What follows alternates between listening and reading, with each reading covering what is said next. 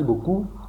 Comme je le disais, pour l'anecdote, c'était pendant le temps des confinements que le Seigneur m'avait instruit expressément de faire une étude sérieuse, approfondie sur le retour de Jésus, donc sur l'eschatologie, quoi, les événements de la fin, l'enlèvement. Et il m'avait dit ceci, tant que tu n'auras pas fini de faire ces études, on ne va pas lever le confinement. Et c'est comme ça qu'il y a eu un premier prolongement, on a prolongé 2 fois, 3 fois, c'est que je n'étais pas prêt. Quand les gens se disaient, mais Fatih, quel jour est-ce qu'il va lever le confinement? Moi, j'étais confiné pour étudier ces choses. Et c'est seulement quand j'avais pu terminer que le Seigneur m'avait dit, maintenant, on va lever le confinement. Et ça s'était passé ainsi. Je n'ai jamais oublié ça. C'est pour vous dire que nous devons porter vraiment intérêt à ces enseignements. Alors, allons-y maintenant dans la matière. Aujourd'hui, voici ce que j'ai prévu. Mon thème, c'est l'enlèvement.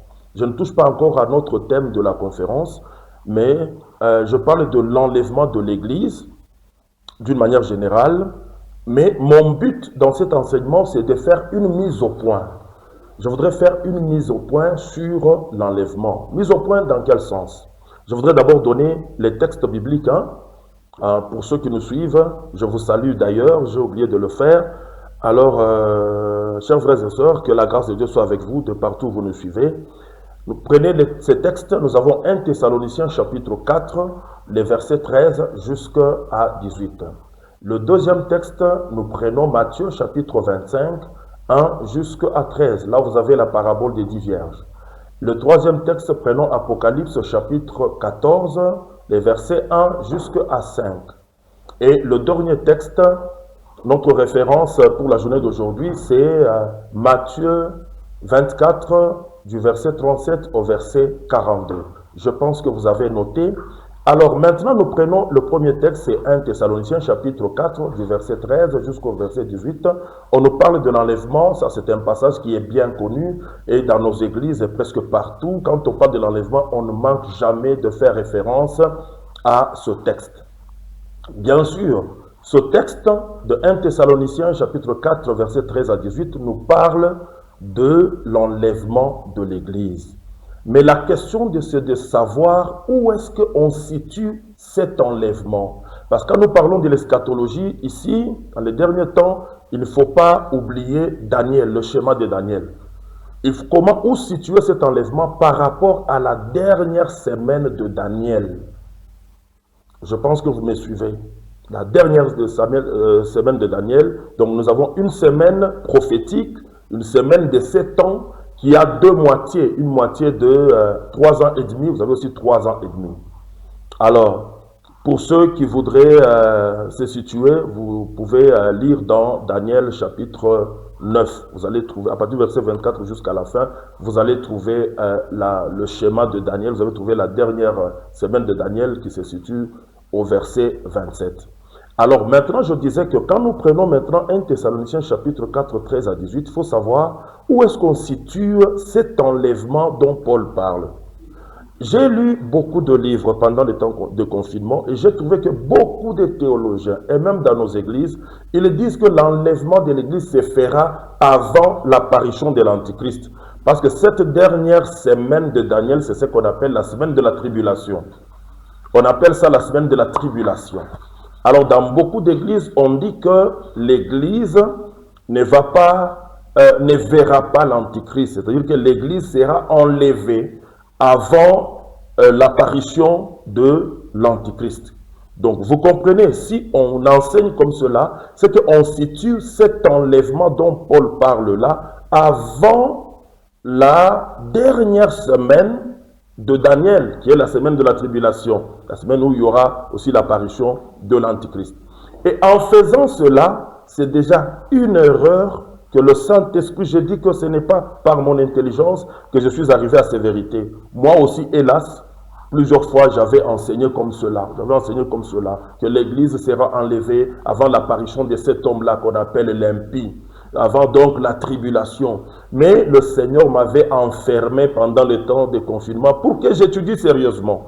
Et quand j'ai étudié sérieusement, j'ai vu que c'est une erreur qui est hélas vraiment très répandue, largement répandue, parce que se trouve dans les documents des théologiens, dans les Bibles par exemple, si vous avez une Bible d'études, une Bible d'études, par exemple, vous allez voir en bas des pages, dans les commentaires qu'on donne en bas des pages là, ces erreurs sont là. J'ai lu, par exemple, Apocalypse, verset par verset. J'ai lu Sonder les Écritures. J'ai les précis de théologie chrétienne. J'ai encore un autre document, le guide de la doctrine chrétienne. Vous allez voir que ces erreurs sont répandues. Pour ne citer que ces livres-là que je viens de donner. Ces erreurs sont vraiment répandues parce qu'on situe cet enlèvement-là de 1 Thessaloniciens 4 avant la dernière semaine de Daniel, avant la période de tribulation. Erreur pourquoi? C'est là que je voudrais m'expliquer. C'est une erreur parce que là, l'enlèvement dont on parle, il faut, si vous lisez au verset 15, on nous parle il y a le mot parousie. Paul dit que nous les vivants qui serons restés, nous n'allons pas précéder ceux qui sont morts dans le Seigneur bien sûr, mais qu'au son de la trompette, ce sont d'abord les morts qui ressusciteront premièrement, et ensuite, nous les vivants, nous tous les vivants, nous irons à la rencontre du Seigneur dans les airs. Alors, si vous suivez d'abord bien, cet enlèvement-là constitue en ce que il y a le rassemblement, ça s'appelle le rassemblement ou bien la réunion, si vous lisez dans la Bible, par exemple au chapitre 5 de la même épître, vous allez voir qu'il s'agit de la réunion ou bien du rassemblement de tous les chrétiens. Et ceux qui étaient morts en Christ, et ceux qui seront vivants au moment de la parousie. La parousie, c'est quoi? Parce que quand on étudie un texte, pour bien comprendre un texte, quand on fait une étude textuelle, il faut s'intéresser au sens de chaque mot. Quand vous prenez le mot parousie, en grec parousia, parousie veut dire désigner la visite officielle d'un roi. C'est déjà significatif. La visite officielle d'un roi. Alors, donc, vous comprenez que cet enlèvement dont il est question nous parle de la venue de Jésus à la fin du temps, donc de la dernière semaine de Daniel, à la fin du temps, quand il viendra comme roi pour établir son royaume. À ce moment-là, il va rassembler tous les chrétiens qui sont les fruits du travail qu'il a fait sur la terre. Parce qu'il doit être admiré dans tous les travaux qu'il a fait pour les saluts, pour racheter les hommes. Donc ça, c'est à la fin de temps. Ce n'est pas à placer avant la dernière semaine de Daniel.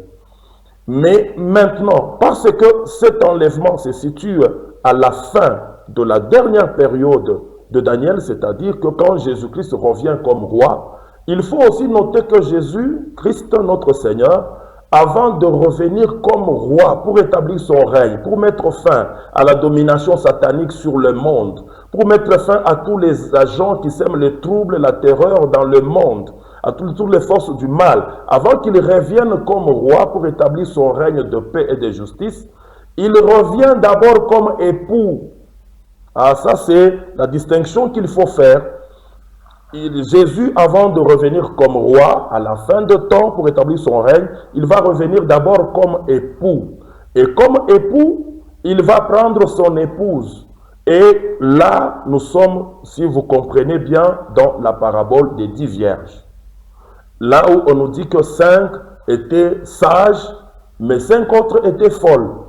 Et quand l'époux est arrivé, ce sont celles, les vierges qui étaient sages, qui étaient en